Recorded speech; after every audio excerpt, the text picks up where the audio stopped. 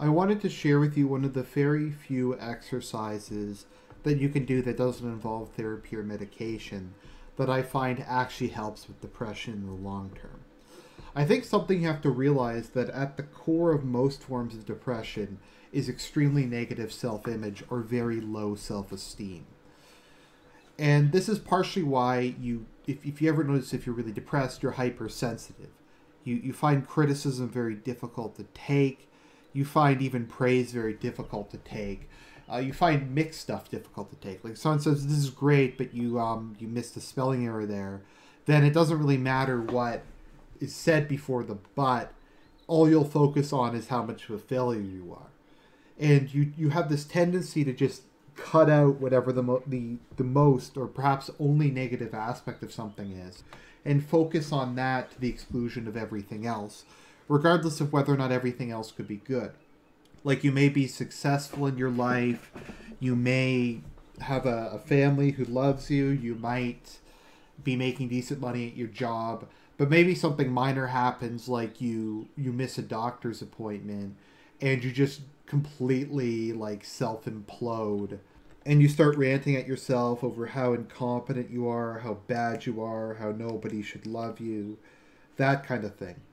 And it makes interacting with other people, like let's say there's someone who's not particularly kind to you. You have a boss who is excessively critical. Maybe he's an asshole. Maybe your parents are overly critical. All of that is 100 times worse than it really should be. It kind of, because you have this innate self-hatred, anything that seems to confirm that, say this is right, your negative self-impression is actually the correct one. And kind of another aspect of this related to interacting with other people is just interacting with the world in general.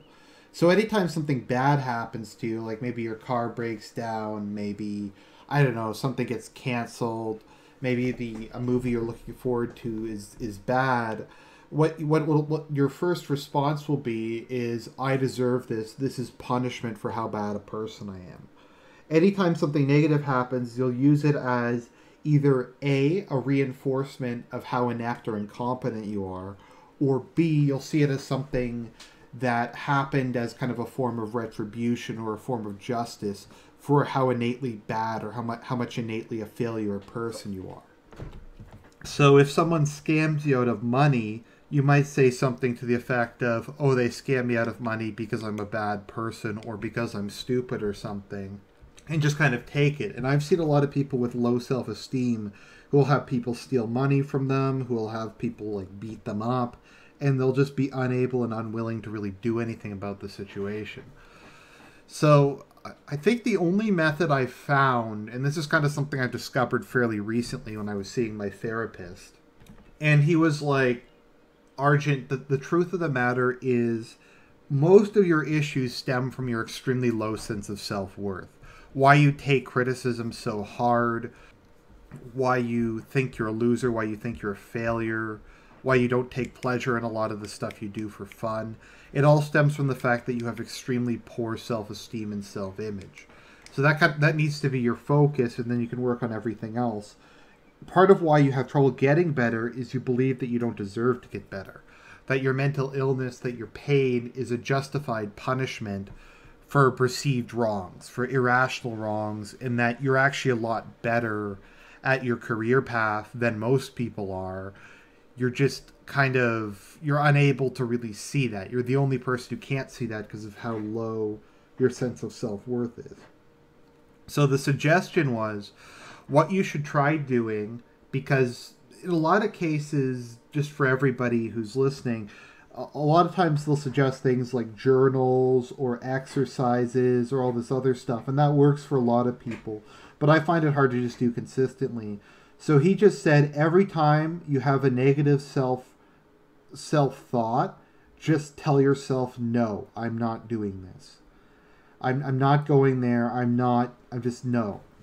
So if something pops up like, oh, this is bad, I deserve this, I try now to do a counter thought. No, I don't deserve this. This is just wrong.